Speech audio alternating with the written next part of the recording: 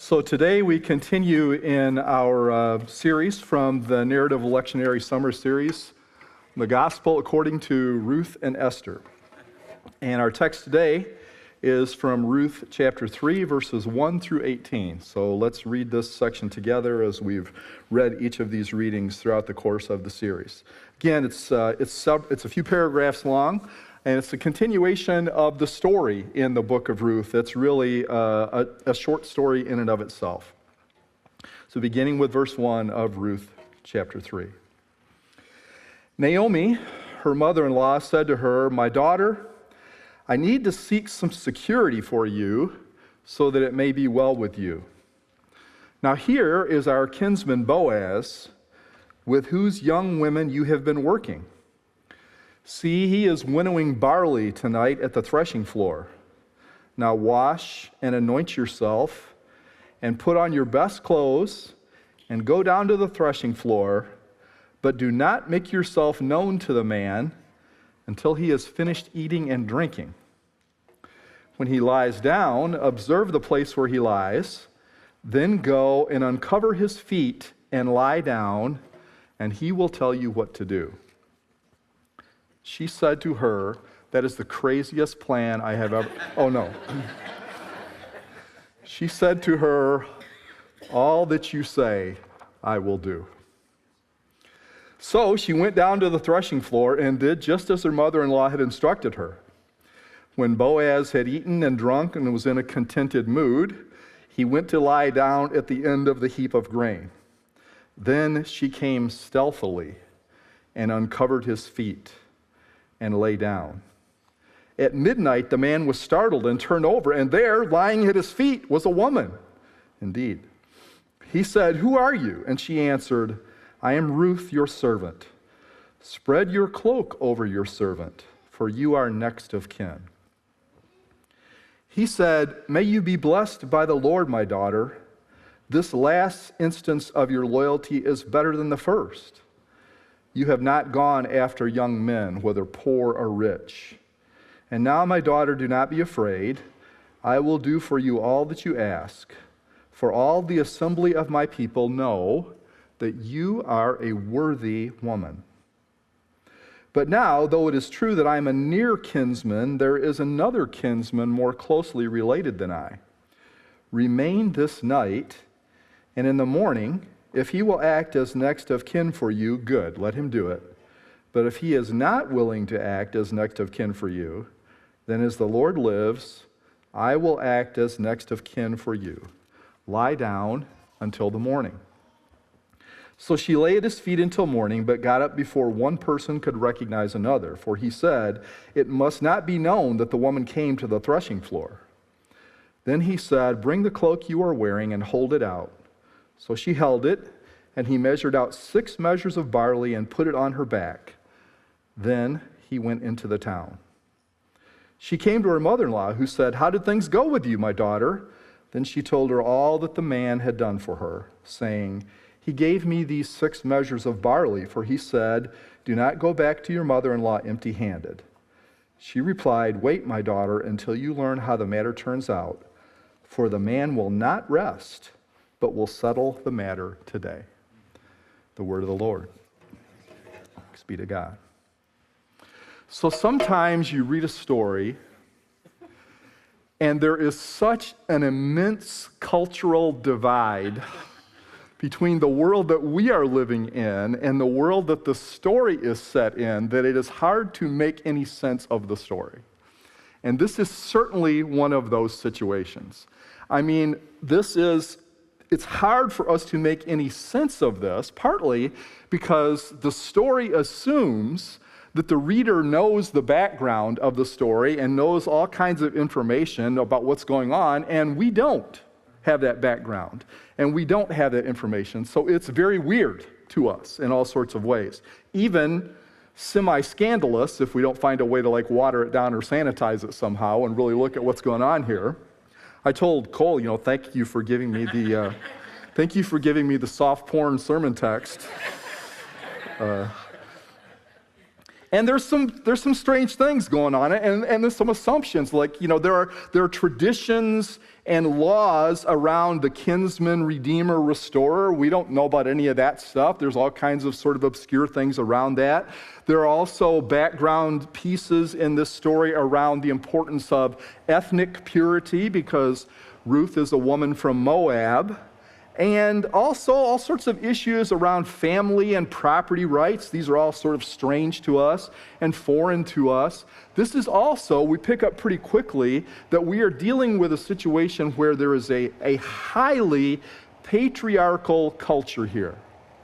All the power, all the authority in the society and the culture, all the real ability, at least explicitly, to influence what happens is in the hand of men, particularly men who have means. And somehow, an unmarried woman of a certain age has to find a way to survive, because in this society and culture, there is really no direct means for her to survive. And we need to also understand that we are dealing with a situation where people are experiencing extreme poverty. I mean, think about what it means that you are dependent upon picking up the scraps of others to be able to survive. So all that is embedded in this. But in spite of all that, it is fascinating to me that in the midst of this incredibly patriarchal culture, that where all the power is in the hands of men, and particularly in the hands of wealthy men, it is poverty-stricken women who are running the show. They are, in fact, dominating this story. The woman's voice dominates the story. Women drive the narrative. All of the main characters of the story really are women. The men are only important as they interact with the women, and they are the ones who make things happen. It's fascinating to me that when Naomi lays out the plan, can you imagine the dialogue there? Naomi says to Ruth, "We're going to set you up so you've got some security. Here's my plan." That's the plan? What a high-stakes gamble this plan is. But don't miss the little detail that when Naomi lays out the plan for Ruth, she says, well, just go to this place and Boaz will tell you what to do. That ain't how it works. Ruth tells Boaz what to do. See, the women are driving this narrative. If someone were to make a movie out of this short story, it would definitely be a chicks movie. Because the women are in charge, and the women are driving the narrative, and that woman's voice comes through very powerfully throughout this narrative. So here are gleaners. Ruth is gleaning in the field of Boaz. Now, who are the gleaners? Who are the people in this society and culture who glean? Well, it's the poor. That's very distinctive about the nation of Israel, that God has made provision for these people that are out there on the margins, that are deprived. And along comes Ruth, and she's in this setting, and we see by the time we get to chapter 3 here that Ruth has already caught Boaz's eye. He has noticed her, and he's asked for some special attention to be given to her. And not only has Boaz noticed Ruth, but clearly, Naomi has some plans in mind for how this situation might get resolved. So as she shares those plans with Ruth, Ruth agrees to go along with this incredibly high-stakes gamble. She's going to make sort of a desperate move to try to get her situation resolved. And when I read this story, I hear desperation in the middle of it. And I think that's another reason why it's a little bit hard for us to stretch across the culture and really grab hold of this story, because desperation is not a feeling that I am terribly familiar with.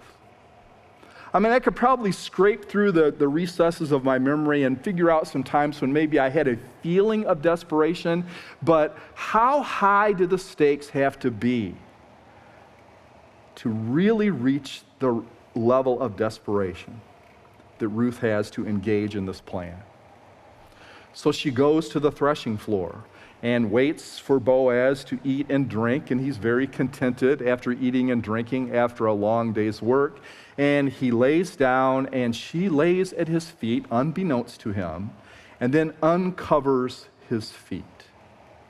Now, this is where a lot of people, when they start to talk about this text, they want to delve into ambiguities. I mean, the reality is, in Hebrew scripture and in the Hebrew language of this time, feet could be a euphemism for another body part. However, feet could also just be feet. So we don't really know exactly what the details of this mean are, but what we do know is what Ruth is clearly doing here is proposing marriage to Boaz. And we also know that after she makes that proposal, Boaz commends her as a worthy woman. Now, interestingly, the book of Ruth is, in the Hebrew Bible, it's one of 5 scrolls that are each read at a particular occasion over the course of the religious year. And the 5 scrolls immediately follow the book of Proverbs in the Hebrew Bible. And the last chapter in the book of Proverbs is this chapter that many of you know, chapter 31, about a worthy woman.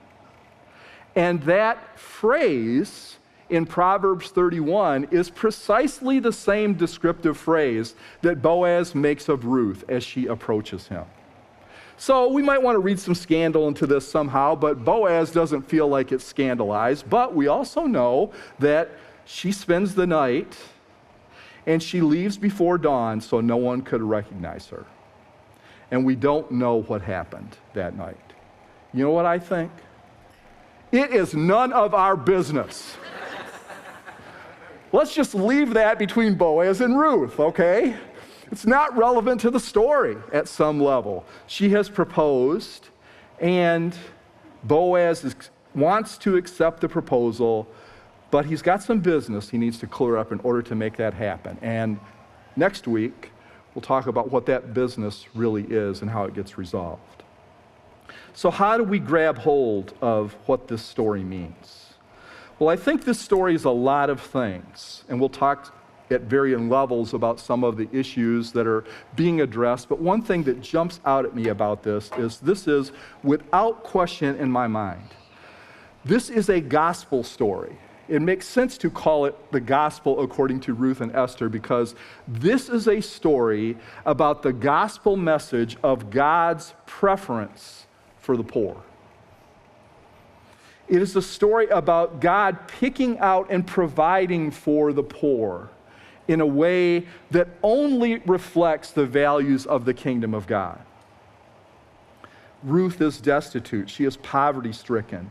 And again, it's hard for us. Now, some of us, there's some people in this room I know who have dealt with food insecurity.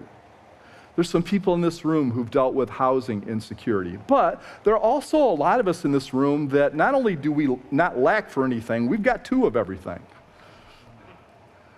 And it's hard to fully appreciate destitution if you have 2 of everything. And yet the gospel comes to us and says, God seeks out and loves and provides for the destitute. The text that's connected to this one in the lectionary is from Matthew chapter 7, verses 7 and 8, which you'll recognize as coming from the Sermon on the Mount. And the text says, ask and it will be given you, seek and you will find, knock and the door will be open for you. For everyone who asks receives, and everyone who seeks finds, and for everyone who knocks, the door will be opened. Now just think for a second about that statement. That is a statement directed to people who are not accustomed to getting what they ask for. That's a statement directed to people who are not accustomed to finding what they seek. Who are the kind of people, just dig in for a second, who are the kind of people who ask for something? Well, if you ask for something, it's because you lack something or you have been denied something that you need, so you are petitioning to get that lack addressed. Who are the people who search? Well, it's someone who's either lost something or someone who's missing some important thing. Who are the people who knock? It's the people who are locked outside and deprived of the things that are available to those who are inside if they are granted entry. That's who this story is about. And that's who the Sermon on the Mount is addressed to. And that's who the gospel is intended for. The askers who lack something they need. The seekers who are missing some important thing. The ones who knock, who stand outside on the margins.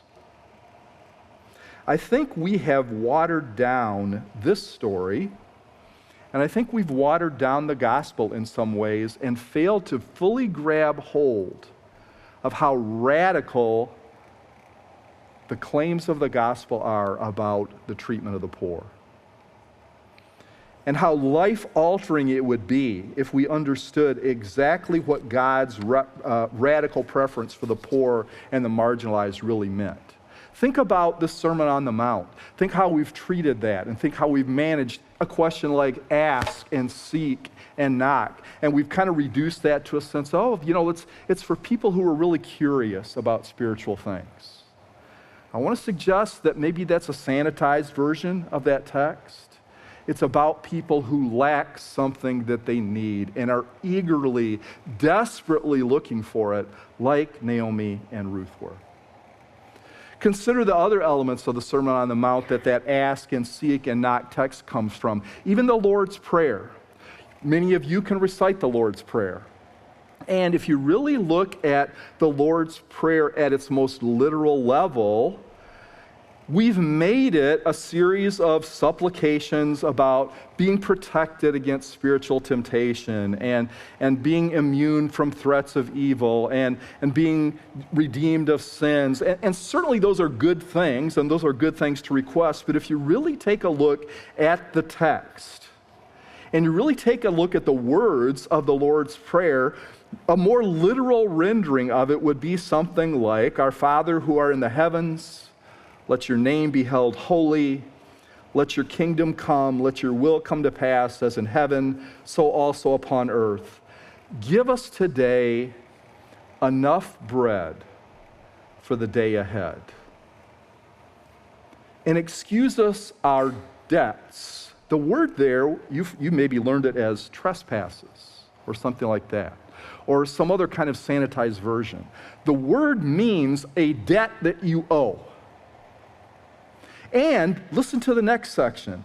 You know this next section that says, excuse us our debts just as we have excused our debtors, and do not bring us into, complete the blank.